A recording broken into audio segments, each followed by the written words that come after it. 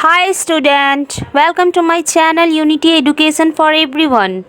अब मेरे साथ मैथ्स एंड रीजनिंग को आसानी से सीखें। Let's start.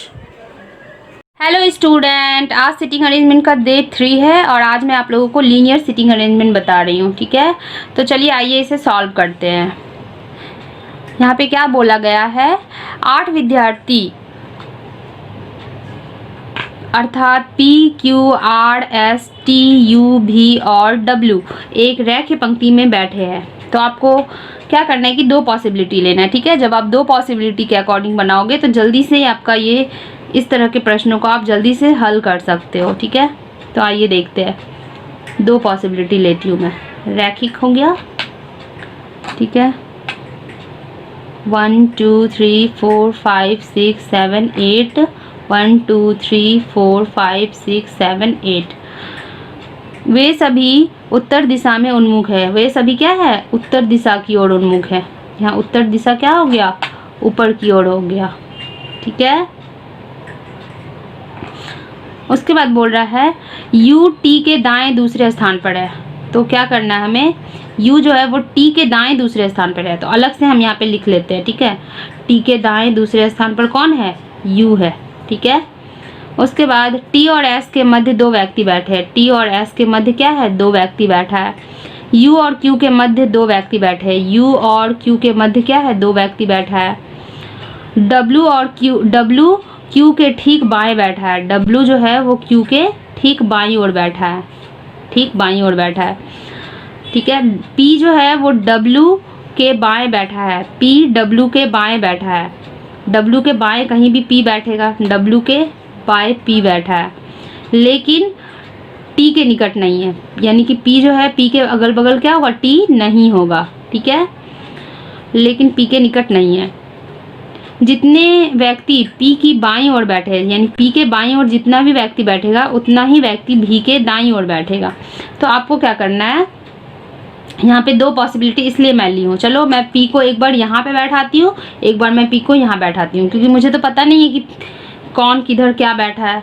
तो अगर जब यहाँ क्वेश्चन में बोल दिया गया है कि P के बाईं ओर जितना भी बैठेगा V के दाईं ओर उतना ही बैठेगा। अगर P के बाईं ओर एक व्यक्ति है तो V के दाईं ओर भी क्या होगा, एक व्यक्ति होगा। ठीक है, आइए अब आगे देखती हूँ। बोल रहा है कि P के अगल बगल में T नहीं होना चाहिए। तो मैं तो T को यहाँ बैठा नहीं सकती, और जब मैं अगर T को यहाँ पे बैठाऊंगी तो 1 और 2 U यहाँ पे आ जाएगा। ठीक है, तो मैं T को यहाँ पे बैठाती हूँ।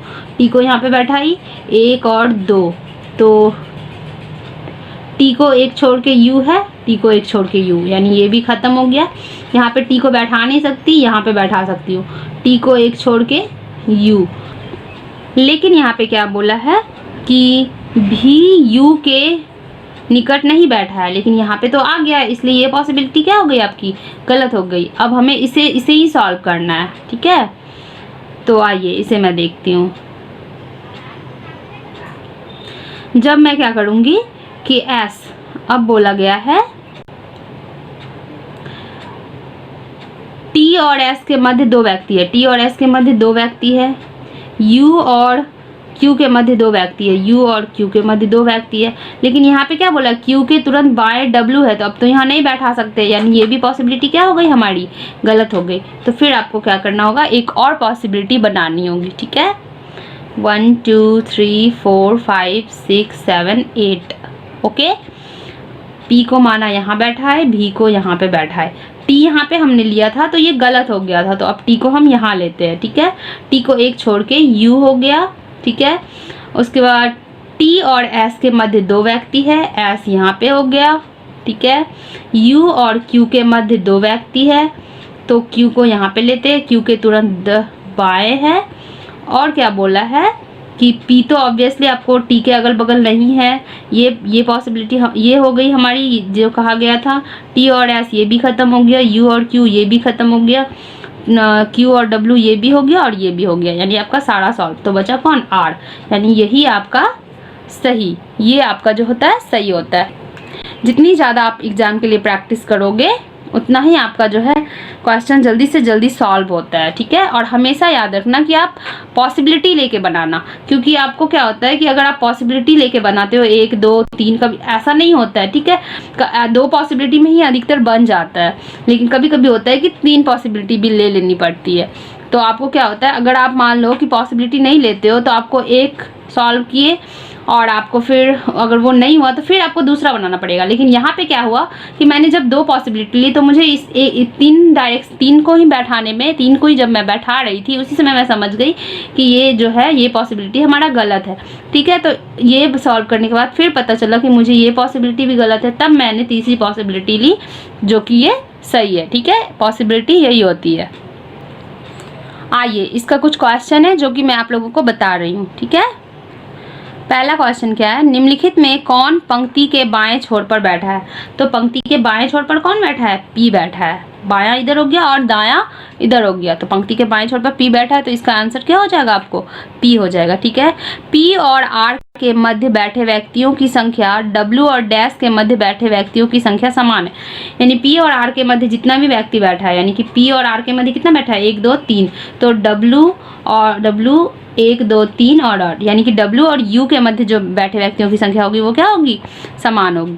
ठीक है, यहाँ पे बोल रहा है क्वेश्चन में, निम्नलिखित में से 4 एक निश्चित प्रकार से एक समान है, अतः वे एक समूह बनाते हैं। निम्नलिखित में से कौन सा एक उस समूह में संबंधित नहीं है, उस समूह से संबंधित नहीं है। ठीक है,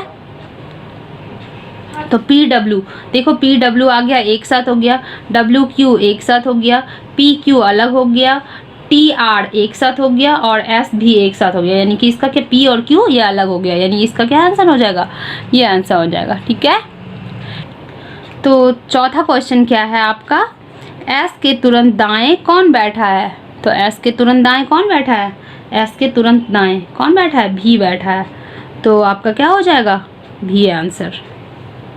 ओके स्टूडेंट, इसी तरह से आप लीनियर सीटिंग अरेंजमेंट को सॉल्व कर सकते हो आसानी से। Okay, thank you so much. If you like this video, then like, share and subscribe. Have a nice time, student.